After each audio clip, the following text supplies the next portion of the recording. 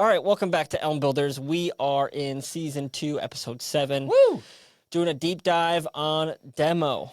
Demo, love it. Demolish. Demolish. Demolish this podcast. Get rid of.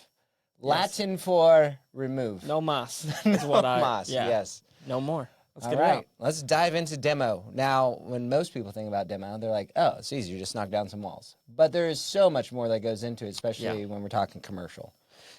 Absolutely. And not every wall just gets demoed out, right? Correct. You know, so if we just set a bunch of guys loose with hammers in our facility, that's not going to be good for us. Correct. So how do we go about how and who identifies what walls are coming down or which ones are not? Really, that's going to be our architect, you know, especially our unit mix is going to come into play here because we want to get the most net rentable space possible, right? Yes. So we are going to determine what needs to stay, what needs to go. After we get that unit mix, then it goes over to our architect and goes, okay, let's figure out what walls need to come down for this unit mix to work Yeah. in our advantage. Yeah, and it's not only unit mix, right? It's like structural walls, which ones are load bearing. So, you know, even if we want to advance our net rentable square footage, but this wall is a load bearing wall, like we can't just take it down without either structurally reinforcing or just straight up leaving it because it's not cost effective to take it down. Correct. Cost definitely goes into it, especially when you're talking about like firewalls as well. It's like, we don't want to move a firewall. Yeah. So, okay, so we get a set of plans, say we're removing these walls, but we're not removing those. Now, how do we actually take that set of plans and apply it to this site and make sure guys don't take down the wrong wall? That's going to be dependent on your site super, right? We're going to walk the site together. We usually have our demo contractor on site. We'll walk around, make sure we have the plans in hand, and we'll start identifying walls that need to come out. This gives the vendor a good opportunity to get a quote together, right? He knows exactly the extent of work he's going to be going through, what he's going to need to bring in-house to either knock everything down or machinery, anything like that. But this gives us an opportunity to make sure we're looking at each walls, because even sometimes when we're at demo, we're like, does that really need to go? I was exactly going to does say that really need to go? Or how can we modify this, right? Because we're also trying to really keep control of our budget, right? Yeah, like there's no point in knocking down a wall if we're just going to put metal liner panels wall there, right there. Yeah. It's like, well, what's the point of that? To gain back 3 inches along this wall? It's like, no, that's just crazy. That's where I think that we separate ourselves from the big operators, right? They don't have the time to kind of check the plans and do all this stuff. They just build new constructions. Like, oh, it takes time, but it's worth it. It's worth it to be like, hey, okay, to demo the wall is going to be 10 grand and put back a new wall is going to be 7 grand. Okay, that's 17 grand. Well, let's just leave that wall and then just put the panels on the end. Especially when it comes to storage, when it's like, if there's a room already existing, all we need to do is add a door. It's like, why would we even demo the whole room just to add liner panels in a unit? So it's like, let's just demo the opening so we can add a roll-up door in it or a swing door. And then, hey, easy peasy. Yeah. Bob's your uncle. Yeah. There's your storage unit. There's your storage unit. Hey, it's already carpeted for you. Yeah. You know? So with my experience running a crew with demo, I think it's really helpful to spray paint the walls that you want demolished. I found that doing spray paint with like yes and no is not very good. Just only spray paint the walls that you want demoed. Like don't try to get fancy with it and color code it and this and that. It's just spray paint the walls, and then they know if the wall has spray paint on it, then it goes, right? That's what I've found to be the most effective. Sometimes if you try to over communicate, especially if there's a language barrier, it gets lost in translation quite literally. Yeah. And something will happen. So I just always err on the side of, just only spray painting the walls that we want gone. Yeah. Another thing that comes into play is our 360 walk with our owners. So there's going to be a lot of variables out there that when we walk the site with the owners and, the vision isn't 100% there. It's like 80% there. Yeah. There's a lot of options of, hey, do we want to delete this or do we want to add this, like the floor? Yeah. Floor is always a big one. What do we want to do with the flooring? Because that could eat up a budget very quickly. Sometimes it's just going to be dependent on what the floor is or how do we want to maintain it, because if you leave the floor in place, then you got to look at maintenance, right? So there's just like a whole bunch of variables that you have to consider when you're going into demo a floor. A lot of the times it's going to be exploring it. It's like, okay, let's get the numbers on what it's going to cost to demo this section of flooring, whether it be carpet or tile, or and then what are we going to put back, right? Right. What's going to go back in this place? Is that going to be durable? Is that going to be long lasting? But that owner's walk, it's going to have a list of, our owner's walk has a list of everything that we've discussed during the site visits. And we're just going through and saying, okay, the owner did want the flooring removed in this section. Yep. All right, so let's just annotate that, make sure that's on our plans, because it's hard to, I guess, that's just like a footnote on a plan. It's not like it's demo this floor and yeah. Yeah, I mean, it really does depend on like what's there and what's existing. Like a concrete slab, we're gonna leave that. We might polish it, or we might clean it up and patch it here and there. But it's tricky when it's something like carpet, right? We have to think about the functionality over many years. Is it going to get torn up, and how does it look right now? And is there a bunch of different levels that people are going to be jumping over their cart? And LVP isn't cheap, so you're talking roughly $2 to $2.50 per square foot for just the material costs, and the labor is something pretty similar, like $2 a square foot. So, yeah, you times that over, like 100,000 square foot facility. I mean, we're talking big money. Big money. So, although it looks good, not cost effective. Correct. So not only are we looking at demoing walls, Ryan, but there's other aspects that need to be demoed, right? We're going into a facility that has already had a user in there, right? It's already has these existing conditions. Now, some of those conditions may not work for us. We got to demo those out. Are there some other demo things? Yeah. The first thing that comes to mind is Gastonia. So we had bought the Sundrop bottling facility, right? And there was a huge, so if you think about grade level where you're standing on the finished floor, right? There was a pit that was 4 foot below with these giant tanks. Yeah. And that's the only way they can get the tanks in the building, because they were so tall that they actually had to excavate and, put in this slab and kind of make a recess for these 4 giant tanks. And, we have 2 options. Either we could wall those off and lose that square footage because, obviously no one's going to want to store anything in a 50-year-old tank, but, we could do that, or we could demo them out and, pour the slab back and make it flat, and then obviously we install storage on top of that. We decided to take those tanks out. Luckily, the demo was pretty much free for those tanks because we found somebody who wanted them. They were stainless, so they were valuable, but we didn't feel like paying the cost to take them out and try to sell them, so we actually just did a fair swap where they got them for free. But it took 2 days to get those tanks out of there. They were massive. They had to duck them under the roof trusses and kind of put them on their side and drag them out and load them on this special trailer. And we just kept saying, we're so glad that we didn't have to do this. Yeah. And it just paid for itself. But to gain back that square footage, that net rentable square footage, that was important to us. And that's how we handled that. Yeah. Other things to be demoed, you're talking about electrical, right? So there's, we got to make the current condition safe, right? We're going to add new circuits or new lighting or whatever it may be, but the existing stuff we may not use. So then we got to get electrical contractor out there and do something we call make safe. Yeah. And that's usually ripping out, what's currently there. Yeah. And luckily for them, they reutilize all that. They recycle it. They recycle all that.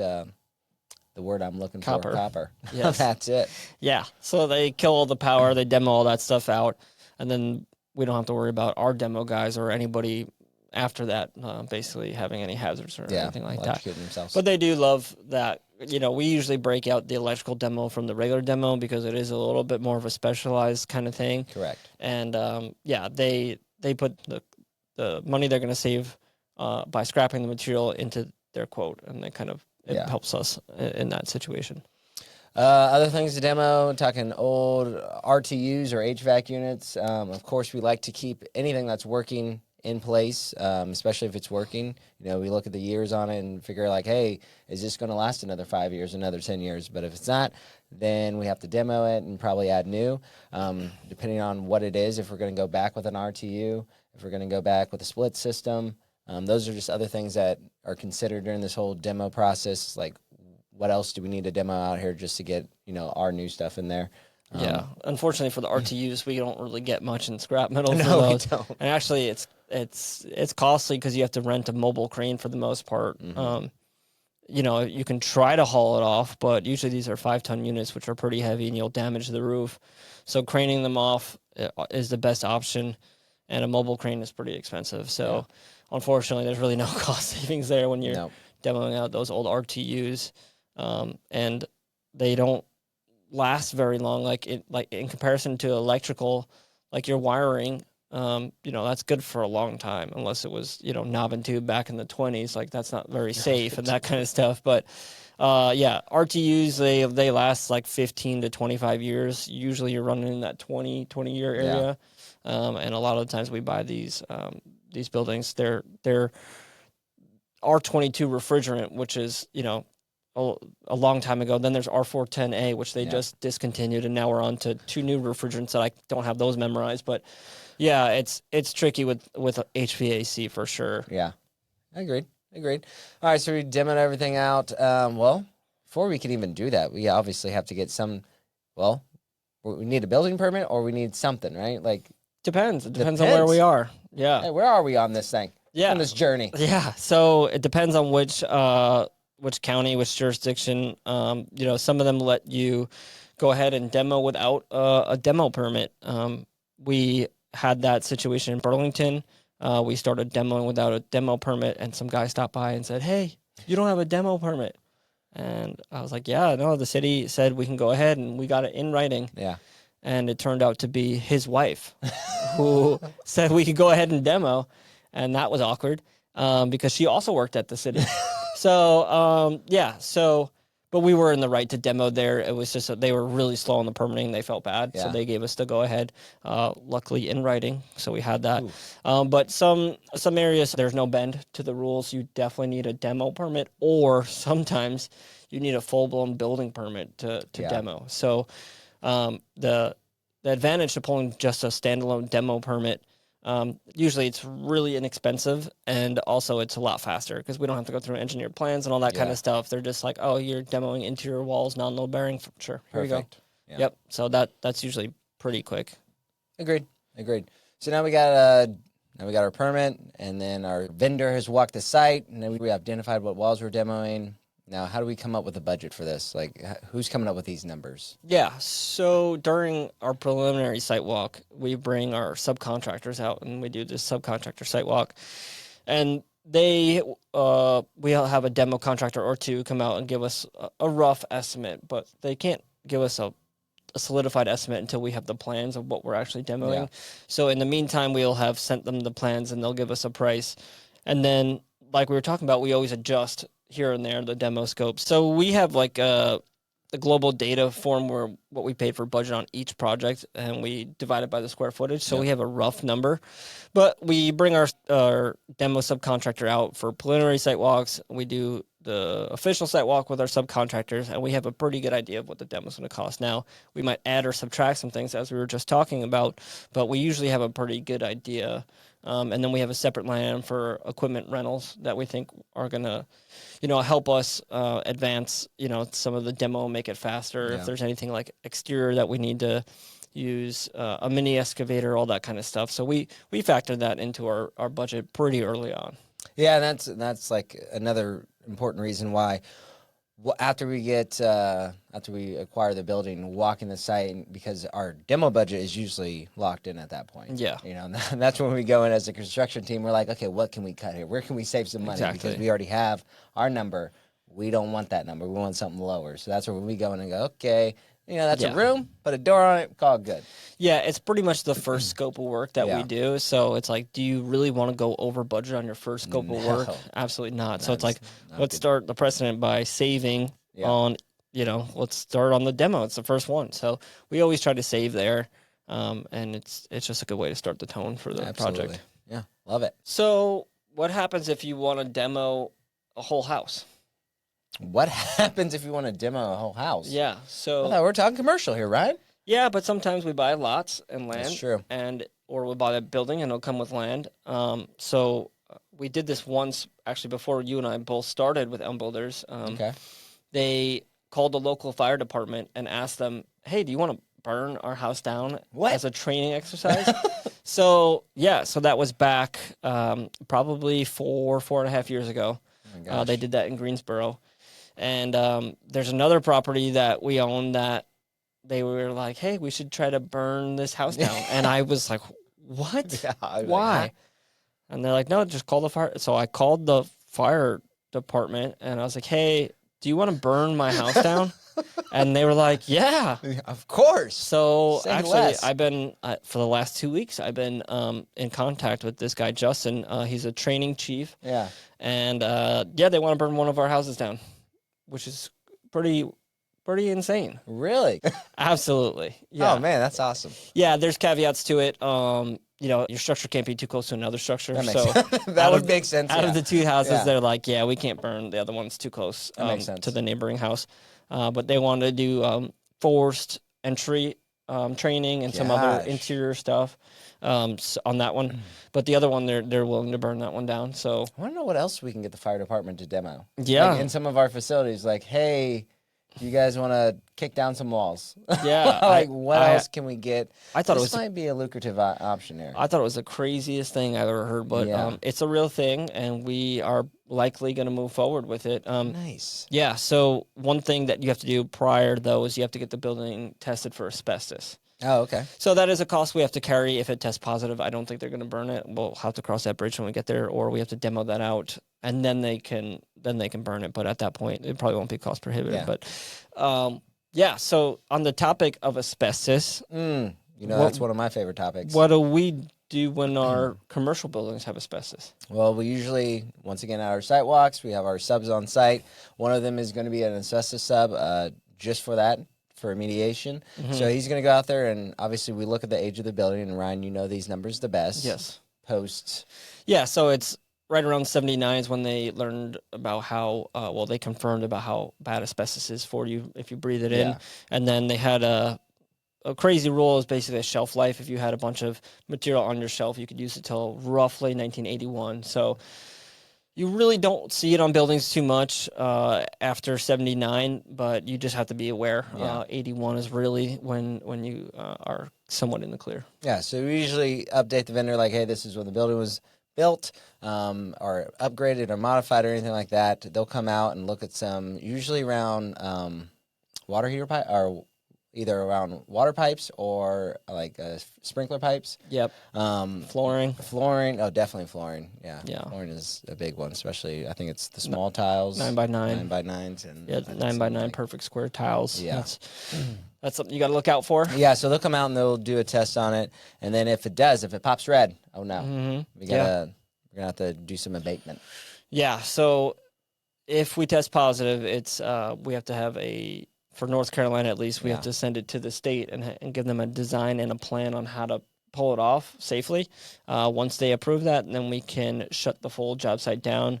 Remediate it. The reason for the full job site shutdown is because asbestos is only dangerous when it's airborne. So if we're out there busting it up, obviously, we can't have any other trades in there. The only time we can do anything is really roofing, where people are completely outside, and if there's no open hatches or holes through the roof, because then the air would come out that way. Yep. So yeah, it's pretty much a full job site shutdown if we start going the asbestos remediation route, which we do if we test positive. Yeah, and that would go before the other demo. Yeah. Definitely that would be one of the first. Yes, that would be the first. The first. Yeah, so asbestos, fun stuff. We've done it, Love it. 3 or 4 times now. Ooh. Yep. It's just as cheap as you would imagine. Yeah. Little specialty. So the duration on asbestos remediation, it really depends on how much we've identified in the building. Yeah. Sometimes we're lucky and it's just, maybe in an office where they had the 9x9 tiles, but in other cases, it could span throughout the whole building on the actual water pipes and it's actually not the pipes themselves, it's the insulation wrap around it. So it just depends on how widespread that is. It would usually, I think Burlington was about 3 weeks, and I think Kernersville was also 3. It was 3 or 4 weeks. So it takes some time because there's all these specialty protocols and all this kind of stuff that goes on, and they do a lot of they do a lot of thinking as far as should they cut the insulation off and take it off that way, or is it quicker if they just cut the whole metal pipe and all that stuff? So there's a whole part of the design protocol that goes into it that determines how long it's going to take. And especially even just to dispose of it, right? It's like you can't just throw this in any dumpster. Yeah, that's a good point. There's special place to drop all this stuff off. Speaking of dumpsters, what kind of dumpsters do we use? Do we use small dumpsters, roll-off dumpsters? We use the biggest dumpsters we can find. Yeah, pretty much. Like 40 yards, just depend. Depends on how much. Usually we try to put it on the vendor. Say, hey, if you're going to take on the scope of work, you guys got to get the dumpsters. If not, I mean, it's always good to have like a 20 to 40 yard dumpster on site just because there's going to be so much. Even stuff that is left over from the previous owner is going to be on there, just depending on how you purchased the building. So, we go through, I would say on average per job, I would say anywhere between, it's going to be a big spread number just depending on the size of the project, anywhere between 10 to 20 dumpsters. Yeah, I mean, at least 20. Yeah, there's some projects that are probably in the vicinity of 30, 35. Yeah, oh yeah, definitely. So, can you just put anything in the dumpster? Is that no? allowed? Unfortunately not. You really have to organize or coordinate with the dumpster provider because they have concrete dumpsters. They especially for any type of brick, CMU, stuff like that. Anything that's going to be heavy or granite. Then you have like metal bin dumpster that you could do. So like a lot of your electrical demoing could go in there. Yeah. Just depending on what you have, and then you have your common construction waste dumpster. Usually wood, your drywall, stuff like that. Have you ever seen a scenario where someone loaded up a regular general purpose dumpster with like let's just call it thousands of pounds of granite? Yeah. Yeah, you have. I have. Oh. Yeah, and I will tell you, your dumpster vendor will tell you, good luck, you have to get all that back out and then call out the right dumpster. Yeah. And I've seen this in another scenario in another life, but they put a whole bunch of bricks in the common use dumpster. So it just depends. You really have to talk to your vendor on that because depending on the tonnage, right? They're going to be like, I'm going to charge you extra for tonnage now. Yeah. I mean, some people the amount of granite we put in that one. Yeah. Well, to be fair, that wasn't us. Yeah, it wasn't us. That wasn't our call. It wasn't. Yeah, it wasn't our dumpster. It wasn't our guys doing it. But I know that when I got that phone call, it's just like people don't know this. Correct. You just see a dumpster and you're like, oh, throw whatever in it. But if you're not in the construction trade, you don't realize that there's certain dumpsters that go certain places for certain items. That is very true. And there's a weight limit. Yeah, there's definitely a weight limit. Yeah. Can't fill that thing all the way up to the top of the granite. No. Unfortunately absolutely not. Yeah. So, Ryan, we've brought our demo crew in. Everything is cleared out now. Now it's set up the way we want it, right? So, demo's primarily done. There may be some exterior demo that has to go on, but the interior's where we want it. It's all nice and set up. So, what happens then? Yeah, I think I've talked about this in the past. This is one of my favorite site visits. So, we have a site visit after that because, after things are demoed, you start to look at now the floor plan, how you're going to rebuild it. Yes. And there's going to be conflicts and there's going to be things we found when we open the walls. But for me personally, I'd love to see the blank canvas. Yep. Because now it's like all the debris and all the stuff is out of there. And you're like, wow, this is a wide open space. And you can see the opportunity there. It's just coming to life right in front of you. So, so we have a site walk with project managers, site superintendents, and usually the site superintendents know and have forecasted all these things, and they're kind of more just presenting it to us, showing us where the layout, if we're going to have a problem with certain layouts or what they found in the wall and that kind of stuff. But it's always really fun to see. I mean, I don't really see any of that stuff as a problem. It's just adjustment. It's so early on that it feels natural to adjust and flow. And kind of just come up with solutions for all those kinds of things. A lot of what I've seen is like even floor changes, right? Like how are we getting from this? Because some buildings have different floor changes, and it's like, do we need to demo this out, or do we need to keep it, or how are we going to float this out to make this smooth transition?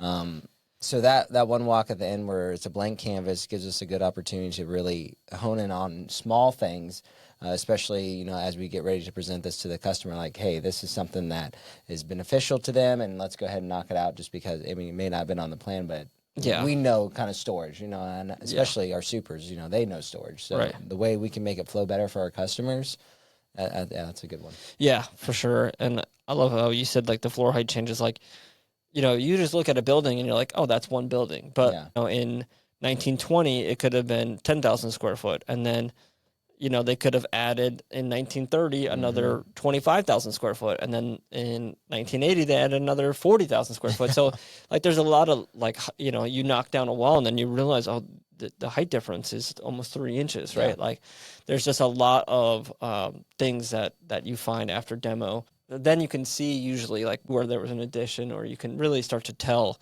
a lot of these things. It tells a story. Yeah, and it's a good opportunity to have the some of your major MEP trades come back out and re-verify some things. Like, hey, this is what we're looking at. We didn't expect that wall to be there. We didn't expect this to be behind that wall or whatnot. So it's just a good opportunity to kind of refocus and really hone in on that budget to be, hey, is this going to be a change order down the line? All right, we know, we track our variances like, oh, this is going to be a change order because of this during demo. Makes sense. Yeah. All right, well, I think that's pretty much it for the demo deep dive. Demo deep dive. Wow. Thanks for watching. We'll see you next time. All right.